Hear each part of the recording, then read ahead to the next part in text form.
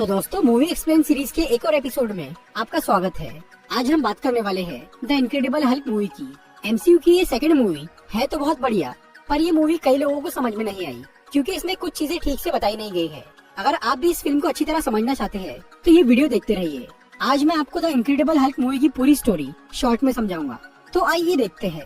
करने से पहले मैं आपको बताना चाहूंगा कि इस मूवी में ब्रूस बैनर यानी हल्क का रोल एक्टर एडवर्ड नॉर्टन ने किया है, लेकिन इसके बाद की सभी मूवीज में ये रोल मार्क रफेलो ने किया है। ये मूवी एमसीयू का ही पार्ट है, यहाँ बस एक्टर अलग है। ये कहानी है सन 2005 की। यूएस आर्मी के जनरल थंडरबोल्ट रॉस अपनी आर्मी के लिए सोल्जर्स को फिजिकली एनहांस करना चाहते थे। इसके लिए उन्होंने सुपर सोल्जर सीरम का इस्तेमाल करना चाहा। सुपर सोल्जर सीरम वही केमिकल है जिससे कैप्टन अमेरिका को पावर्स मिली थी। इस सीरम को दोबारा बनाने के लिए जनरल रॉस ने अपनी बेटी और उसके बॉयफ्रेंड की मदद ली। एलिजाबेथ रॉस यानी बेटी और ब्रूस बैनर, इन दोनों साइंटिस्ट ने मिलकर सुपर सोल्जर सीरम बना लिया, मगर वो अभी परफेक्ट नहीं बन पाया था। जनरल रॉस ने बेटी और ब्रूस को ये नहीं बताया था कि वो इस सीरम से क्या करना चाहते हैं, बल्कि उन्होंने ये झूठ बोला कि वो इस सीरम से रेडिएशन का इलाज करना चाहते हैं। ब्रूस बैनर ने इस सीरम को टेस्ट करने के लिए अपनी बॉडी में इंजेक्ट किया और जब उसकी बॉडी पर गैमा रेडिएशन डाला गया तो वो एक खतरनाक राक्षस यानी हल्क बन गया। हल्क ने उस जगह पर मौजूद कई लोगों को मार डाला और जनरल रॉस और बेटी को घायल कर दिया। ब्रूस बैनर हमेशा के लिए हल्क नहीं बना था, बल्कि जब भी उसके इमोशंस बेकाबू होते हैं और उसकी धड़कनें बढ़ जाती है, तब वो कुछ देर के लिए हल्क बन जाता है। हल्क एक ऐसा मॉन्स्टर है जो कि बहुत ताकतवर है। वो बहुत गुस्से में रहता है और उस पे किसी भी हथियार या हमले का कोई असर नहीं होता। जनरल रॉस का ये सुपर सोल्जर एक्सपेरिमेंट फेल हो गया था, लेकिन अब उन्होंने हल्क को एक हथियार बनाने का सोच लिया ताकि वो फौज में अपने दुश्मनों को मार सके। पर ब्रूस बैनर इस बात के लिए राजी नहीं होता और वो वहाँ से भाग जाता है। यूएस गवर्नमेंट उसका बहुत पीछा करती है, मगर वो किसी के हाथ नहीं आता। वो 5 सालों तक सबसे भागता और छुपता रहता है।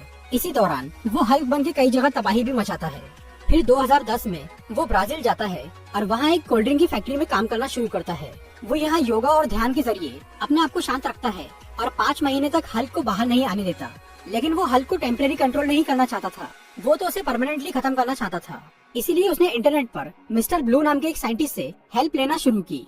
मिस्टर ब्लू उसे कई अलग अलग इलाज बताता है, लेकिन कोई भी इलाज काम नहीं करता। मिस्टर ब्लू ब्रूस बैनर से मिलके ही उसे ठीक कर सकता था। एक दिन जब ब्रूस उस कोल्ड ड्रिंक फैक्ट्री में काम कर रहा था, तब उसकी एक उंगली कट जाती है और उसका खून एक बोतल में गिर जाता है। कुछ टाइम बाद जब एक कस्टमर उस कोल्ड ड्रिंक को पीता है तो उसे गैमा रेडिएशन की बीमारी हो जाती है। ये खबर जब जनरल रॉस को मिलती है तो वो समझ जाते हैं कि इसमें जरूर ब्रूस बैनर का हाथ है। जनरल रॉस उस कोल्ड ड्रिंक की बोतल के जरिए ब्रूस की लोकेशन का पता लगा लेते हैं और वो उसे पकड़ने के लिए एक स्पेशल टीम के साथ ब्राजील जाते हैं। वहाँ बैनर उनसे बच के भागता है, लेकिन रास्ते में वो कुछ गुंडों से टकरा जाता है। जब वो गुंडे उसे मारना शुरू करते हैं तो वो हल्क बन जाता है और वो उन गुंडों और कई सोल्जर्स को मार डालता है। उनमें से सिर्फ एक सोल्जर एमिल ब्लॉन्स्की जिंदा बच जाता है। जनरल रॉस ब्लॉन्स्की को ब्रूस बैनर की पूरी असलियत बताते हैं तो वो उसे पकड़ने के लिए बेताब हो जाता है। जनरल रॉस ब्लॉन्स्की की बॉडी में थोड़ा सा सुपर सोल्जर सीरम डालते हैं ताकि वो तेज और ताकतवर हो जाए, जिससे कि हल्क को पकड़ने में आसानी हो। दूसरी तरफ ब्रूस वर्जीनिया की कल्वर यूनिवर्सिटी में जाता है। कल्वर यूनिवर्सिटी में ही उसके ऊपर वो एक्सपेरिमेंट हुआ था। यहाँ पर वो कंप्यूटर में से अपने एक्सपेरिमेंट की इन्फॉर्मेशन निकालना चाह रहा था ताकि वो ये इन्फॉर्मेशन अपने इलाज के लिए मिस्टर ब्लू को दे सके, लेकिन अब वो सारी इन्फॉर्मेशन वहाँ से डिलीट कर दी गई थी। निराश होकर जब ब्रूस वर्जीनिया से निकल रहा था, तब वो बेटी रॉस से टकरा जाता है। बेटी के पास उन फाइल्स की एक कॉपी थी जो कि ब्रूस को चाहिए थी।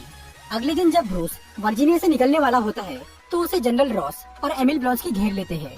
वो लोग जब ब्रूस को बेहोश करने की कोशिश करते हैं तो वो हल्क में ट्रांसफॉर्म हो जाता है। फिर वहाँ एक जोरदार लड़ाई होती है, पर हल्क सबको पछाड़ देता है।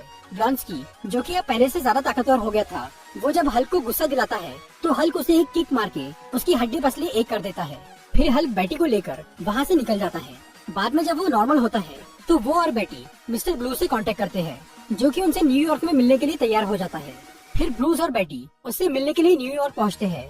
मिस्टर ब्लू असल में एक बायोलॉजिस्ट था जिसका असली नाम था सैमुअल स्टर्न्स। वो ब्रूस का इलाज करने के लिए मान जाता है।